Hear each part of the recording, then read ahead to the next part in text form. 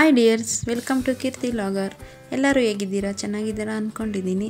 ಇವತ್ತು ನಾನು ಪಡ್ಡು ಮಾಡ್ತಿದ್ದೀನಿ. ಮಕ್ಳಿಗೆ ತುಂಬ ಇಷ್ಟ ಆಗುತ್ತೆ. ನೋಡೋಣ ಬನ್ನಿ. ಪಡ್ಡುಗೋಸ್ಕರ ಇಲ್ಲಿ ಸಣ್ಣ ಈರುಳ್ಳಿ, ಮೆಣಸಿನ್ಕಾಯಿ, ಕೊತ್ತಂಬರಿ ಹಚ್ಚಿಟ್ಕೊಂಡಿದ್ದೀನಿ. ಇಷ್ಟನ್ನು ನಾವು ಒಂದು ಬೌಲ್ಗೆ ಟ್ರಾನ್ಸ್ಫರ್ ಮಾಡ್ಕೊಳ್ಳೋಣ.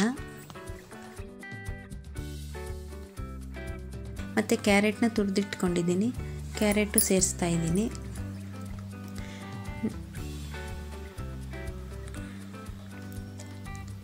ನೆಕ್ಸ್ಟ್ ರುಚಿಗೆ ತಕ್ಕಷ್ಟು ಉಪ್ಪು, ಸ್ವಲ್ಪ ಅರಿಶಿನ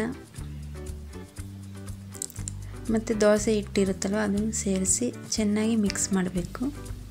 ಮಕ್ಳಿಗೆ ತುಂಬ ಇಷ್ಟ ಆಗುತ್ತೆ ಈ ಥರ ಮಾಡಿಕೊಟ್ರೆ. ಕ್ಯಾರೆಟ್ ತುರಿ ಎಲ್ಲ ಹಾಕಿದ್ರೆ ಕಣ್ಣಿಗೆ ಒಳ್ಳೆಯದು, ಅದಕ್ಕೋಸ್ಕರ ಕ್ಯಾರೆಟ್ ತುರಿನೂ ಸೇರಿಸಿದ್ದೀನಿ.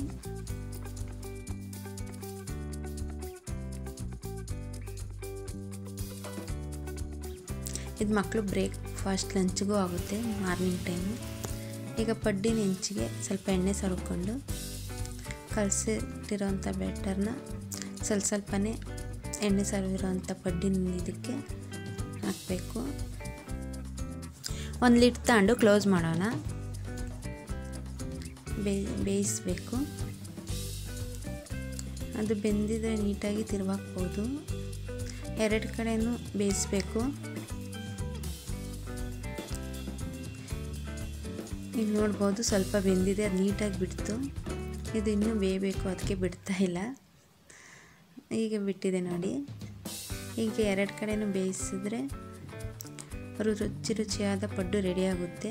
ಮಾರ್ನಿಂಗ್ ಟೈಮ್ ಮಕ್ಕಳಿಗೆ ಲಂಚ್ಗೆಲ್ಲ ಬಾಕ್ಸ್ಗೆಲ್ಲ ಆಗುತ್ತೆ.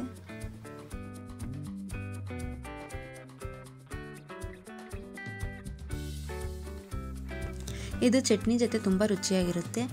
Thanks for watching.